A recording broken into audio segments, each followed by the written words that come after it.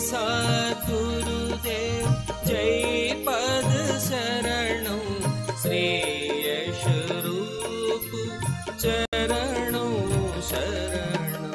जय सद्गुरुदेव जय पद शरणौ श्रेयस रूप चरणौ शरणौ। जय सद्गुरुदेव जय पद शरणं श्रेयस रूप चरणौ शरणौ।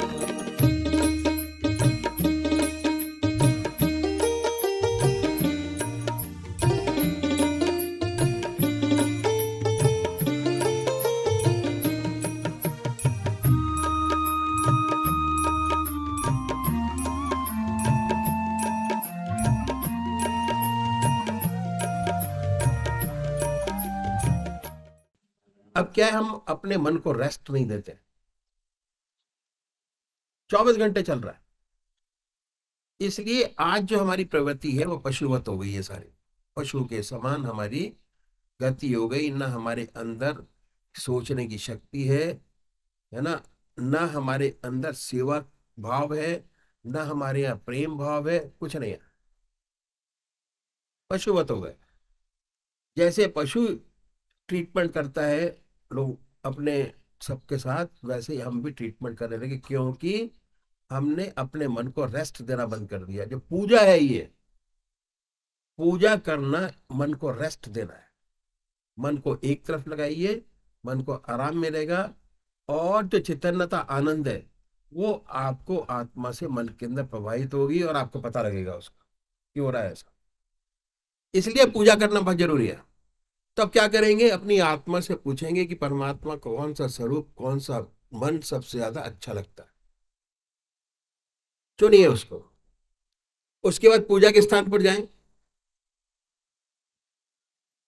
और जो चीज आपने चुनी है अपने आप, जो परमात्मा की सूरत शक्ल आपने चुनी है, उसको अपने सामने बनाए बाय थॉट, ख्याल से। ख्याल से बनाएंगे बाय थॉट, ख्याल से बनाइए। बड़ी बड़ी आंखें हैं, गोल चेहरा है, जटाएं हैं, सर्पों की माला है, अपने सामने बनाए अपने शिव भगवान। उसमें खो जाइए, इतने प्यार से बनाइए कि जब ये आप काम करते हैं ना कोई दूसरा विचार रह जाए, ना ख्याल। हमारी आत्मा हमारे मन को देखती रहती है, बताती रहती है कि हम क्या कर रहे हैं। जब मन हट जाए फिर उसको प्यार से लाइए, अपने इष्ट की मूर्त फिर बनाइए। उसके बाद ना कोई विचार रहेगा ना ख्याल। जब चेतन अवस्था में लौटेंगे बड़ी सुंदर स्थिति होगी। मन विचारों से खाली होगा, ऐसे ऐसे विचार सामने आएंगे जो जिंदगी में आपने कभी सोचे नहीं होंगे। ऐसी ऐसी समस्याएं हल होंगी जो कभी सोच भी नहीं सकते। दूसरे भाई हैं जो निराकार भगवान के उपासक है, ओम अल्लाह वाहिगुरु, वो मंत्र को चुने और उस मंत्र को चुने जो आपकी आत्मा को सबसे प्यारा लगता है। कोई ना कोई नाम से तो जपते होंगे, ओम अल्लाह वाहिगुरु। बड़े प्यार से बैठिए, आनंदमय अवस्था बनाइए, धूप दीप जलाएं।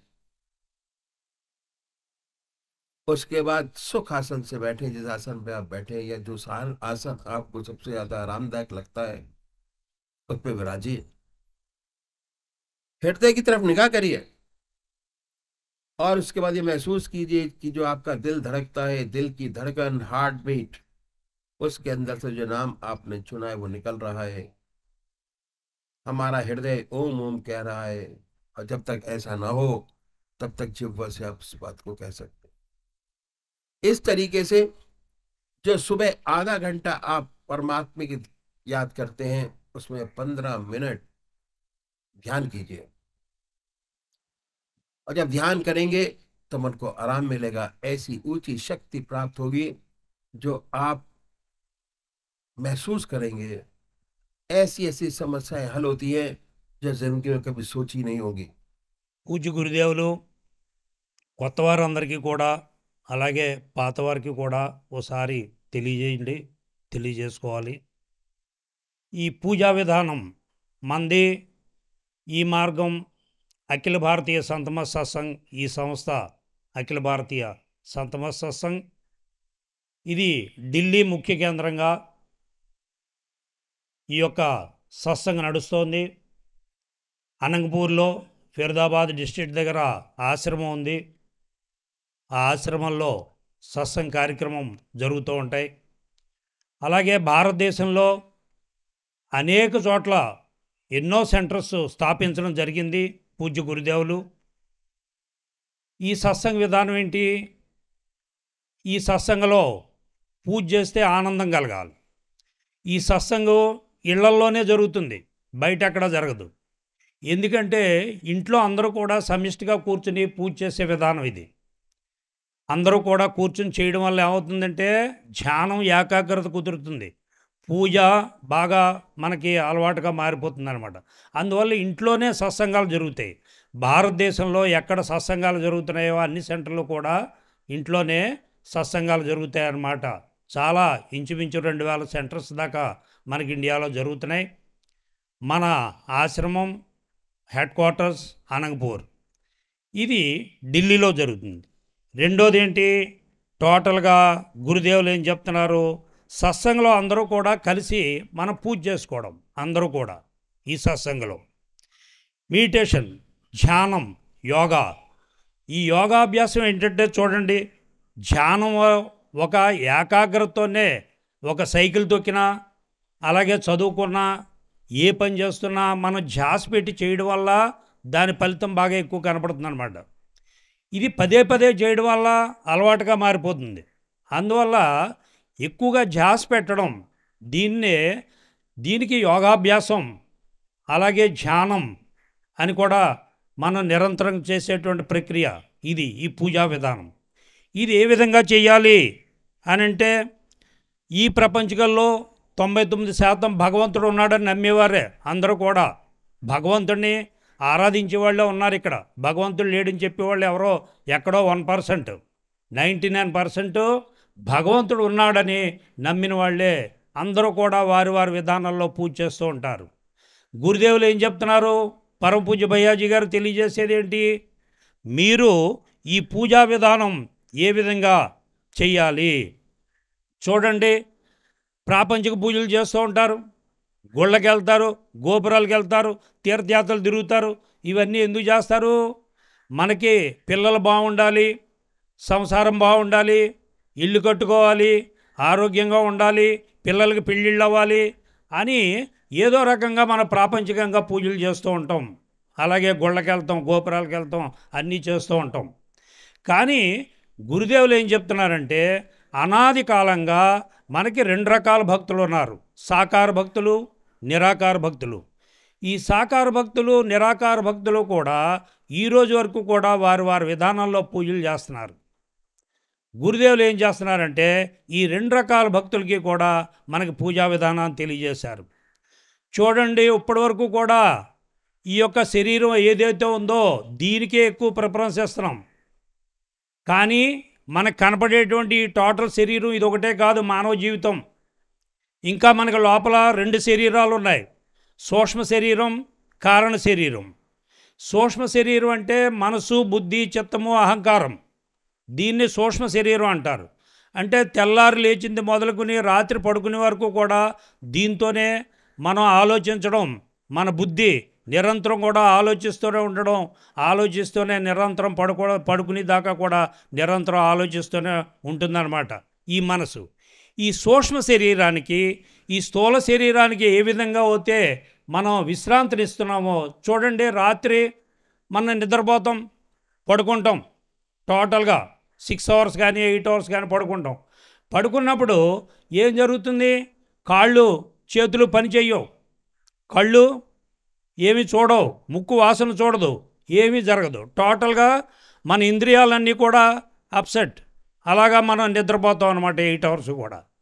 అంటే స్థూల శరీరానికి ఏ విధంగా అయితే మనం నిద్ర అవసరమో అలాగే సూక్ష్మ శరీరానికి కూడా చాలా నిద్ర అవసరం అని చెప్తున్నారు. సూక్ష్మ శరీరానికి ఏ విధంగా ఇవ్వాలి నిద్ర?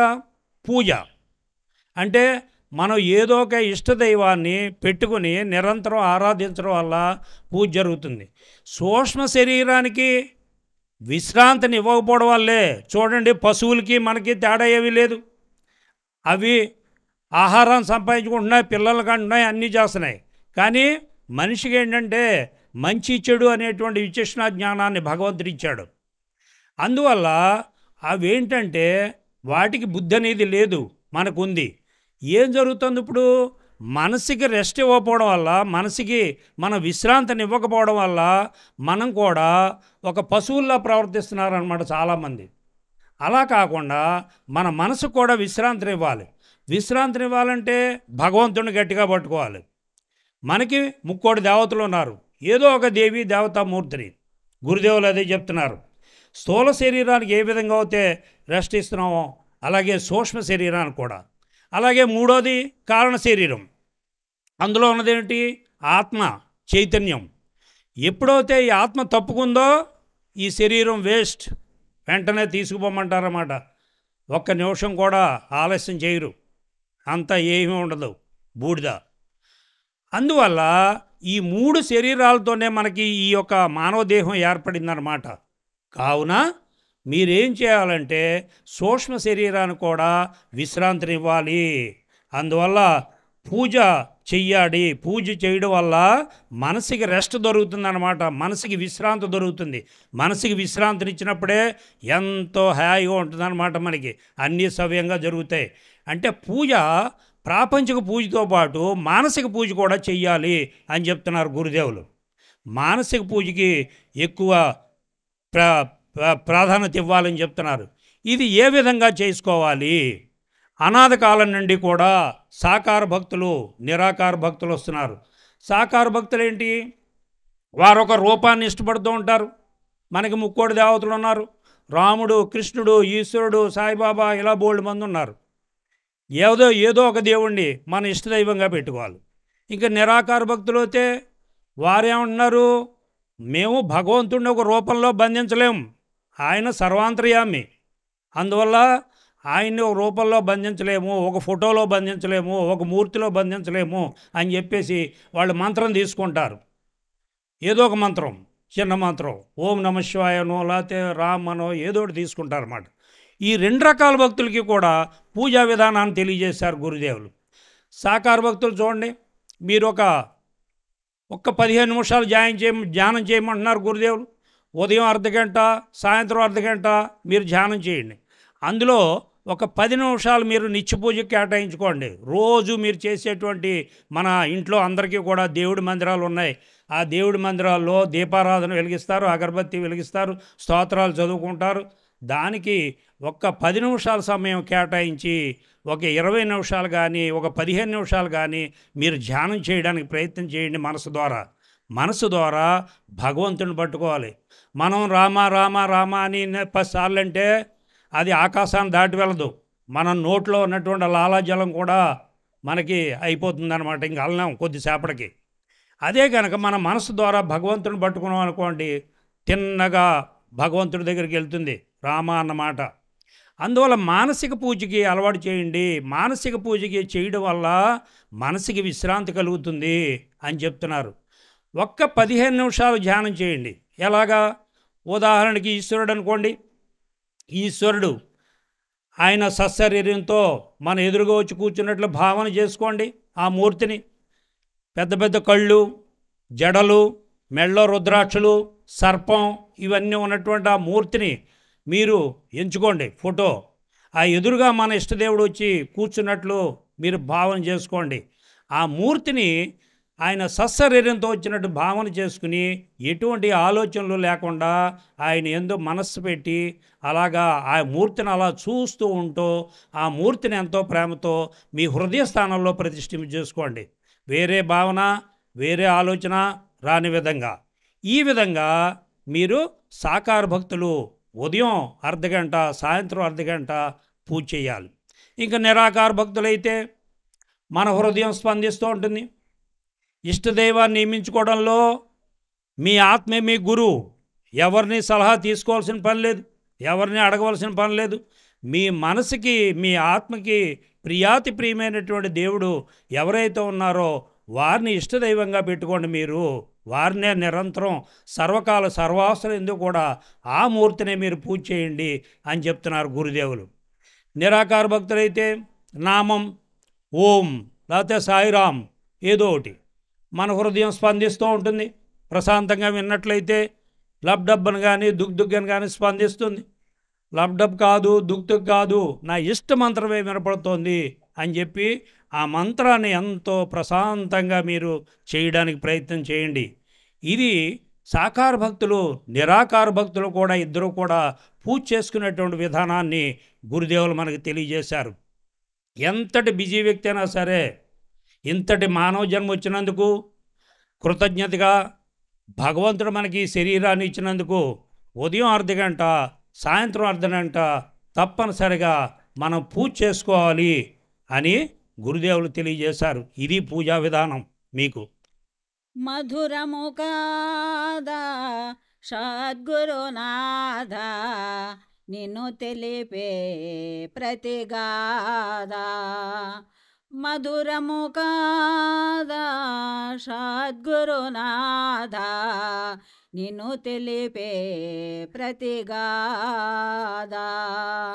నామాలెన్నో రూపాలెన్నో నామాలెన్నో రూపాలెన్నో తెలుసుకునే దారుందా తెలుసుకునే దారుందా. మధురము కాదా సద్గురునాథ నిన్ను తెలిపే ప్రతిగాదా. మధురము కాదా సద్గురునాథ నిన్ను తెలిపే ప్రతిగాదా.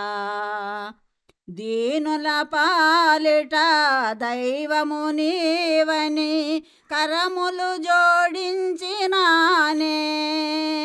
దీనుల పాలిట దైవము నీవని కరములు జోడించినానే. శరణన్న వారిని కరుణించేవని మరి మరి ప్రార్థించినానే. ఆ కథలన్నీ కల్పనలేనా ఆ కథలన్నీ కల్పనలేనా. కలనైనా రావేమి కలనైనా రావేమి. మధురము కాదా సద్గురునాథ నిన్ను తెలిపే ప్రతిగాదా. నామదినేని మందిరమనుకొని నామదినేని మందిరమనుకొని కొలువుండగా తరలిరారాదా. నామదినేని మందిరమనుకొని కొలువుండగా తరలిరారాదా. నీ మృదునామమే నాణువనువున పలికించవాది దేవా. వందనమయ్యా శ్రీ యశుపాల వందనమయ్యా శ్రీ యశుపాల. అభయమునందించ రావా అభయమునందించ రావా. మధురము కాదా సద్గురునాథ నిన్ను తెలిపే ప్రతిగాదా. మధురము కాదా సద్గురునాథ నిన్ను తెలిపే ప్రతిగాదా నిన్ను తెలిపే ప్రతిగాదా.